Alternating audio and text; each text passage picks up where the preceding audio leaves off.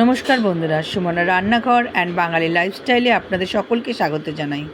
আজকে আমর বাঙালির চিরাচরিত রেসিপি ইলিশ ভাপা আপনাদের কাছে নিয়ে এলাম। তো বাড়িতে ইলিশ ভাপা কীভাবে বানাবেন তারই রেসিপি এটা। প্রথমে একটা মিক্সিং বলে সাদা এবং কালো সর্ষে, কাঁচা লঙ্কা দিয়ে ভালো করে একটা পেস্ট আমাদের তৈরি করে নিতে হবে। অন্যদিকে আমি একটা কড়াইতে গরম জল অলরেডি বসিয়ে দিয়েছি। এবার ইলিশ মাছের টুকরোগুলোর মধ্যে আন্দাজ মতো নুন, হলুদ এবং গুঁড়ো লঙ্কা আর যে পেস্টটা আমি তৈরি করেছিলাম সেই পেস্টটা ভালো মতো দিয়ে এবং আমাদেরকে মেখে নিতে হবে মাছগুলো, এবং ভালো করে মাখবেন যাতে প্রত্যেকটা মাছের মধ্যে যাতে মশলাটা লেগে যায়। আর মাখার সময় আরেকটু সর্ষের তেল আপনারা অ্যাড করবেন।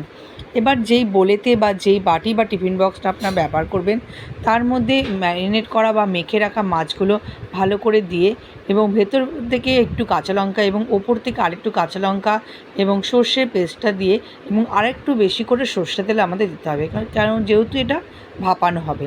এবং ভালো করে যাতে মুখটা আটা থাকে সেরকম টিফিন বক্সই কিন্তু ব্যবহার করবেন।